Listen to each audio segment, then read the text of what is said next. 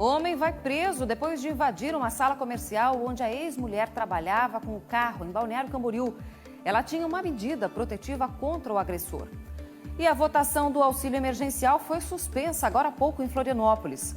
Uma semana depois da tragédia em Saudades, o menino que sobreviveu já está em casa e o acusado já foi ouvido pela polícia. A investigação continua. Essas e outras notícias agora no SCC News.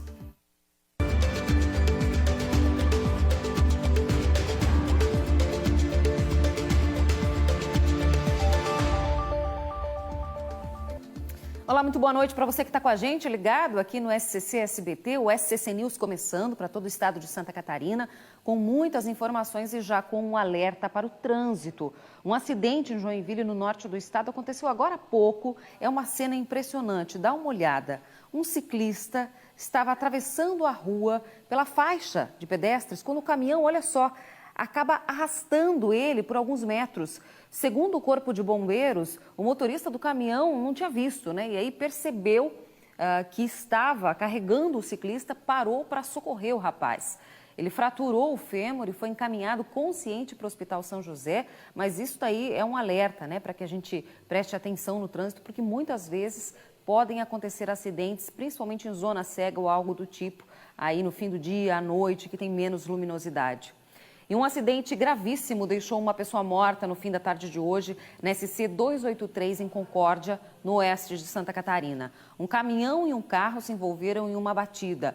O motorista do carro, de 27 anos, não resistiu e faleceu no local do acidente. Já o motorista do caminhão não teve ferimentos. A Polícia Militar Rodoviária está no atendimento ainda dessa ocorrência e a gente atualiza tudo para você no scc10.com.br. E mais um acidente de trânsito foi registrado hoje em Santa Catarina. Olha só, outras imagens que também são impressionantes. Um caminhão bateu de frente com o outro na BR-158 em Caibi, no oeste do estado. Com o impacto da batida, um dos veículos chegou a tombar na pista. O motorista de um dos caminhões, com placas de Curitiba, no Paraná, teve ferimentos graves. Já o motorista e o passageiro do segundo veículo, com placas de Maravilha, no oeste do estado, tiveram apenas lesões leves. E fica aí o alerta para a gente, né, que está circulando pelas rodovias aqui do estado, ou mesmo dentro da cidade, quando está garoando, está escuro, tem que ter cuidado e o dobro de atenção. Agora a gente fala aqui da capital, porque começou no fim da tarde de hoje, na Câmara de Vereadores, a votação para aprovação do projeto de lei do Programa de Auxílio Emergencial em Florianópolis. E ela já foi suspensa. Por isso eu vou conversar agora com a Graziane Ubiali, está ao vivo com a gente na Câmara dos Vereadores aqui de Florianópolis. O que aconteceu, Grazi? Estava correndo tudo aí normalmente, mas de repente a sessão foi suspensa. Boa noite. Boa noite para você, Bruna. Boa noite a todos que nos acompanham. Sim, por volta de 10 para as 7 da noite, a sessão foi suspensa porque as 5 comissões, a Comissão de Constituição e Justiça, do Trabalho, do Orçamento, da Saúde e da Mulher, elas sugeriram pelo menos 14 emendas a esse projeto e aí reunidas decidiram então por não votar hoje e sim fazerem uma reunião amanhã às 2 horas da tarde, discutirem essas 14 emendas e daí amanhã, na próxima sessão, que começa às 16 horas, às 4 horas da tarde, devem voltar, então, a falar sobre o projeto. Se entrarem num consenso, ele entra em votação amanhã mesmo. Se não, ele tem prazo para ser votado até quinta-feira. Por quê? Porque ontem esse projeto foi votado para caráter de urgente, urgentíssimo, o que significa que em 3 dias ele deve ser votado para aprovação ou não. Depois de ser aprovado, então, no prazo até quinta-feira, vai para a sanção do prefeito e aí, quando virar lei, é que pode-se dizer se vai ser pago ou não esse auxílio a essas famílias. São pelo menos 3 mil famílias, Bruna, aqui na capital, que devem receber esse auxílio e que hoje não recebem ajuda do governo federal, nem no Bolsa Família, nem no auxílio emergencial por conta da pandemia. Os valores pagos por esse projeto, sugeridos pela Prefeitura, seriam em 2 modalidades. 5 parcelas de R$ 375 para aquelas famílias de mães solteiras e 5 parcelas de R$ 300 para as demais famílias que deveriam ou devem estar cadastradas aí no CadÚnico. Então, a gente segue acompanhando o desenrolar desse projeto que deve ser votado. A gente torce para que sim, ainda amanhã. Bom, essas seriam as informações, então, sobre o projeto do auxílio emergencial, mas daqui a pouquinho eu volto trazendo mais notícias aí sobre a previsão do tempo. E olha, Bruna, vem frio por aí, viu? Se prepara. Tá certo, Grazi. Obrigada pelas informações, falando ao vivo aí da Câmara de Vereadores de Florianópolis sobre esse auxílio que é tão importante para as pessoas que não tiveram acesso ao auxílio do governo federal e que, portanto, podem ter acesso caso o projeto seja aprovado aqui em Florianópolis, um auxílio do município. Aí pelo menos 3.000 famílias que precisam aqui, que têm situação aí de vulnerabilidade aqui em Florianópolis. E terça-feira com notícia boa aqui no SCC News, porque Florianópolis está há 5 dias sem registros de mortes por Covid-19. Esse dado foi divulgado hoje pelo prefeito Jean Loureiro por meio das redes sociais. Segundo o prefeito, a informação é confirmada pelo Sistema de Saúde Municipal e também estadual. De acordo com a matriz de risco potencial para a transmissão do coronavírus, para a gente lembrar, a região da Grande Florianópolis está classificada como nível grave pela segunda semana consecutiva, demonstrando aí um quadro um pouquinho melhor do que as demais regiões do estado, que estão em nível gravíssimo. A ocupação dos leitos de UTI na Grande Florianópolis é, nesse momento, de 76,6%, enquanto as outras regiões do estado estão com ocupação acima de 90%. Portanto, Florianópolis numa situação um pouquinho mais confortável. Eu já aproveito, então, para atualizar os dados da pandemia em Santa Catarina. Santa Catarina já perdeu 14.185 vidas para a Covid-19. Há um mês, esse número era de 12.016. 90 pessoas morreram só de ontem para hoje com a doença e a ocupação dos leitos de UTI em Santa Catarina, a ocupação média é de 92,2%. 18.998 pessoas estão em tratamento da Covid nesse momento aqui no estado. E está suspensa a vacinação contra a Covid-19 para as gestantes aqui em Santa Catarina. Um alerta se acendeu na Anvisa depois que um bebê morreu ainda na barriga da mãe que foi vacinada com o imunizante da Oxford AstraZeneca e teve um quadro de trombose. No estado, nenhuma vacina deve ser aplicada em grávidas, pelo menos por enquanto. Mas essa suspeita a respeito do bebê que morreu ainda não foi confirmada. A Aline está grávida de 25 semanas. Com o Pedro a caminho, hoje pela manhã foi tomar a vacina contra a Covid-19, seguindo a ordem dos grupos de risco para prevenir a doença. Até então, o estado não tinha suspendido a vacinação. Mesmo assim, ao chegar no local, a dúvida da futura mamãe. Mesmo sem saber que a Anvisa havia suspendido a vacina da AstraZeneca, a Aline já tinha pesquisado. Tive a informação que para gestante a vacina mais confiável seria a da Pfizer. Então, por isso essa preocupação em confirmar realmente qual que é a vacina que está sendo aplicada. A Anvisa suspendeu a vacina AstraZeneca para grávidas em todo o país, já que na bula da medicação não é indicado o uso por gestantes sem orientação médica. Por precaução, a Vigilância Epidemiológica do Estado também decidiu suspender todas as vacinas para grávidas em Santa Catarina, enquanto aguarda novas orientações do Ministério da Saúde. A partir do momento que a gente recebeu, tomou conhecimento da informação da Anvisa, da suspensão, até por precaução, a gente achou melhor suspender toda a vacinação desse grupo. Então, a gente está orientando que os municípios suspendam a vacinação, independente do tipo da vacina que tem. Enquanto isso, a gente está aguardando então, um detalhamento melhor do Ministério da Saúde, uma informação técnica, uma nota que deve estar saindo hoje de tarde, para que aí sim a gente consiga avaliar melhor as informações que eles têm disponíveis e aí sim a gente decida então qual vai ser a nossa conduta frente a isso. O estado começou a vacinar grávidas há menos de uma semana, por orientação do Ministério da Saúde. A gente está orientando os serviços de saúde para aquelas gestantes que já receberam a vacina, independente de qual vacina receberam, para que sejam monitorados pelos serviços de saúde e que qualquer reação adversa, como já acontece com os outros grupos também, esses casos sejam notificados para que a gente possa acompanhar o que está acontecendo. A gente está num momento de precaução, acho que a gente precisa entender melhor o que embasou essas orientações da Anvisa, esperar até mesmo o posicionamento do Ministério da Saúde. Então, acho que a gente entra num momento de... É melhor suspender até que a gente tenha informações mais detalhadas, e aí sim consiga tomar uma atitude frente a isso. A capital estava aplicando a Pfizer em gestantes, assim como a cidade de São José. Mas a Secretaria de Estado da Saúde já orientou os 2 municípios sobre a suspensão para este grupo até que recebam novas orientações do Ministério da Saúde. Pois é, em coletiva, agora há pouco, o Ministério da Saúde liberou as vacinas da Pfizer e Coronavac para as gestantes com comorbidades, mas a aplicação da AstraZeneca continua suspensa. Claro que isso acaba gerando uma tremenda confusão, principalmente para as gestantes, que acabam ficando preocupadas aí com relação à vacina e com medo de que possa dar alguma reação ou algo do tipo. A gente continua acompanhando também essas decisões. E a vacinação contra o coronavírus segue avançando em Santa Catarina. Amanhã recebem a primeira dose em Xanxerê, no oeste do estado, as pessoas entre 55 e 59 anos com comorbidades. A imunização acontece das 8 horas da manhã até as 11 e depois da 1h30 da tarde até as 4h30, na Arena Ivo Schizardi. É preciso apresentar, no momento da vacinação, um laudo ou um atestado da rede pública ou privada, assinado e carimbado por um médico que comprove as comorbidades. Para acessar a agenda de vacinação da sua cidade, aponte a câmera do seu celular com internet para o QR Code que está aparecendo aqui na tela. Todas as informações estão lá no portal SCC 10. E no Vale do Itajaí, o Ministério Público do Estado está investigando possíveis irregularidades na licitação para a contratação de testes PCR que seriam utilizados para o sistema de saúde de Blumenau. O motivo da investigação seria que a empresa vencedora da licitação teria subcontratado uma segunda empresa para atender a demanda. Eles vão ter que explicar na Justiça se o ato foi ilícito ou não. O município e as duas empresas têm o prazo de 10 dias para apresentar esses documentos na cidade de Blumenau. E olha, depois do intervalo você vai ver uma semana da tragédia em Saudades. O menino que sobreviveu já está em casa e o acusado já foi ouvido pela polícia e segue no hospital.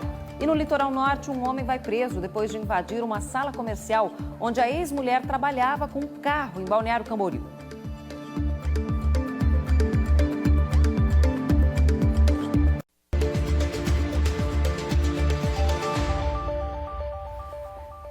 De volta com o SCC News e olha só essa história, um homem foi preso agora no fim da tarde depois de invadir uma loja com um carro na tentativa de atropelar a ex-companheira. Isso aconteceu no fim da tarde no centro de Balneário Camboriú, no litoral norte. Olha só.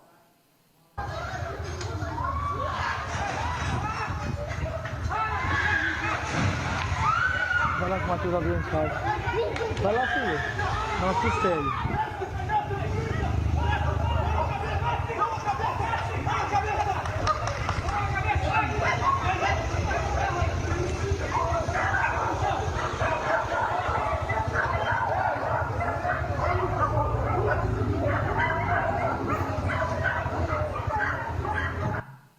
Essas cenas foram gravadas por pessoas de prédios vizinhos que testemunharam a cena. A polícia militar estava passando perto e prendeu o homem ainda no local.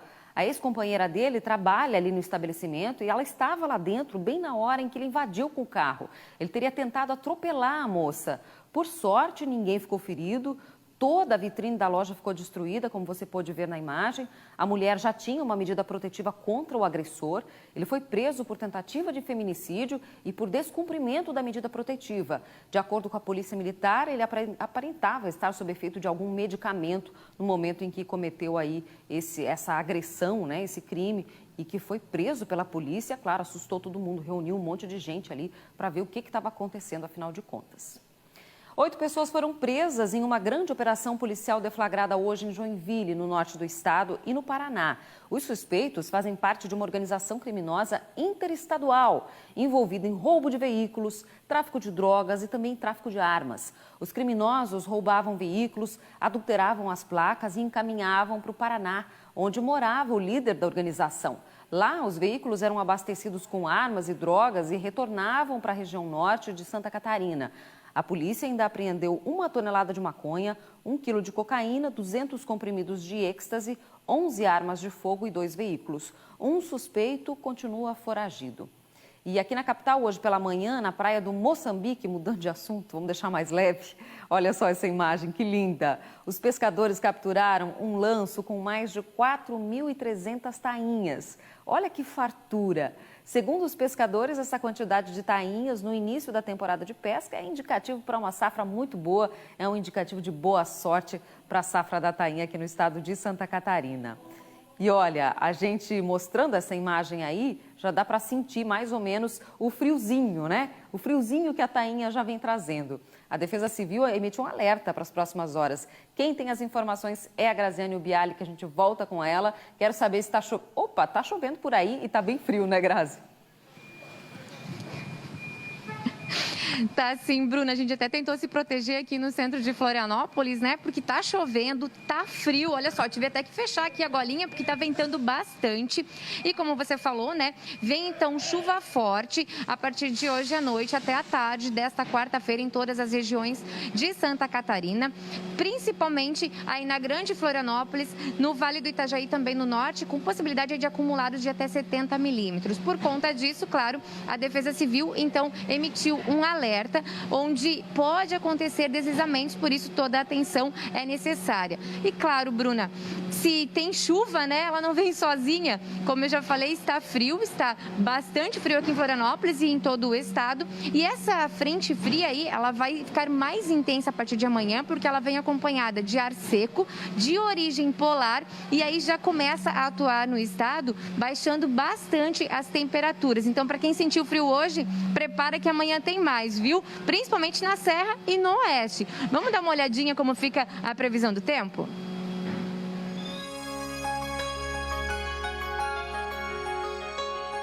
O dia começa com muitas nuvens e chuva em todas as regiões do estado durante a manhã, por conta da frente fria, que vai enfraquecendo durante a tarde, dando lugar a uma massa de ar frio e seco, que traz abertura de sol e queda forte na temperatura. A máxima amanhã no estado não passa dos 19 graus. A mínima em Florianópolis é de 13 graus. Em Joinville, a mínima é de 16 graus. Em Blumenau, a mínima será de 12 graus. Lages tem mínima de 4 graus e a máxima de 15. Criciúma tem mínima de 9 graus e Chapecó, a máxima é de 17 graus. Hoje, uma semana depois da tragédia na cidade de Saudades, no oeste do estado, Fabiano Kippermay, o agressor, continua internado, mas pode receber a alta do hospital a qualquer momento. O jovem é acusado pela morte de 3 crianças e 2 educadoras. A única criança que sobreviveu ao ataque está em casa e passa bem. Nós conversamos com a mãe do menino. A reportagem é de Juan Todescati. O autor da chacina, Fabiano Kippermay, de 18 anos, foi ouvido ainda no hospital. Durante 1 hora, o delegado responsável pela investigação conversou com Fabiano, que respondeu a todas as perguntas.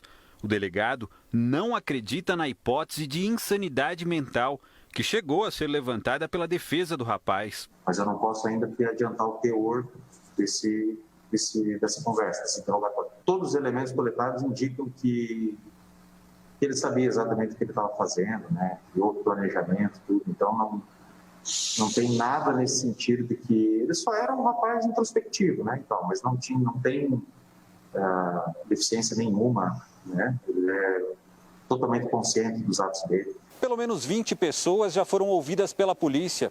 Uma funcionária da creche e um colega de trabalho de Fabiano também serão interrogados. O inquérito deve ser concluído nesta semana e encaminhado ao Ministério Público. O promotor responsável pelo caso terá 5 dias para se manifestar. Infelizmente, não há pena que traga essas vítimas de volta à vida, mas o Ministério Público se solidariza com todos, especialmente com as vítimas e os familiares. E no que depender da nossa instituição, tudo será feito para que o investigado ele seja punido severamente com uma pena expressiva. É o mínimo, né, de justiça que a gente pode trazer. Uma semana depois da chacina na creche em Saudades, a cidade ainda não se recuperou do trauma. As aulas seguem suspensas. A professora Kelly Anicevic, de 30 anos, e a assistente de educação Mirla Renner Costa, de 20 anos, morreram no ataque, além de 3 bebês, Sara Sen, Murilo Massing e Ana Bela Fernandes, todos com menos de 2 anos de idade. O único sobrevivente, Henrique Rubler, de 1 ano e 8 meses, teve alta e já está em casa. Adriana, a mãe de Henrique, acredita que foi um milagre. Nasceu de novo, foi a mão de Deus. Deus pôs a mão, eu protegeu, colocou pessoas, anjos para cuidar dele, socorrê-lo logo. Foi um milagre. Situação, né? Ainda bem que o menino está bem e está em casa e agora continuam as investigações. Mudando de assunto, os jovens foram os mais afetados pelo desemprego durante a pandemia. Com novas tecnologias, eles encontram um mercado de trabalho cada vez mais exigente e com mais dificuldades para garantir novas oportunidades. Olha só. Busco uma oportunidade de trabalho que me traga crescimento pessoal e profissional. com o objetivo de alcançar a independência financeira. Esse é o currículo do Jean, de 25 anos, que está desempregado desde o início do ano. Procuro emprego todo dia e é a mesma situação, não estão contratando, estão tirando funcionário. O rapaz, que trabalha desde os 15 anos de idade, perdeu o emprego por conta da pandemia. E para piorar a situação, ficou sem dinheiro para o aluguel e acabou indo morar na rua. Agora ele está em um albergue cedido pela prefeitura em Florianópolis. Por causa dessa situação, acabei ficando desempregado, né? Parei na rua, estava numa situação boa, pagava meu aluguel, vivia tranquilo. Não tinha, sabe, eu queria uma coisa, eu ia lá, comprava. Eu servi sempre, todo dia. E quando bateu a pandemia, a minha meta é arrumar um emprego e alugar meu lugarzinho para me morar, me estabilizar de novo e voltar à minha rotina normal. O Jean faz parte do grupo que mais perdeu emprego durante a pandemia, os jovens. No último trimestre de 2020, a renda de pessoas entre 20 e 24 anos diminuiu 18,2% e o desemprego chegou a 26,6%. E ainda há os chamados neném, que são jovens que nem trabalham nem estudam. Esse número chegou a 25,5% no Brasil e 13,4% em Santa Catarina. E a qualificação profissional tem sido fator decisivo para as empresas na hora da contratação. O Jean já garantiu a inscrição num curso de panificação. Eu estou fazendo um curso, ali mesmo no albergue, eles estão dando um curso gratuito. Eu fui em padarias que pediram um curso e eu não tinha, né? E agora surgiu essa oportunidade, quando vier um futuro aí melhor, né? O Instituto Federal de Santa Catarina também está com mais de 400 vagas de cursos online gratuitos. Há vagas para inglês, espanhol, processamento, doces, manipulação de alimentos e por aí vai. A oportunidade que tanta gente espera para se destacar na hora de concorrer a uma vaga. E a qualificação profissional, ela se coloca como uma oportunidade, né, de ampliar a formação e, obviamente, as possibilidades de inserção no mercado de trabalho. Temos aí... É isso aí, o SCC News de hoje vai ficando por aqui. Obrigada pela companhia, boa noite, cuide-se e até amanhã.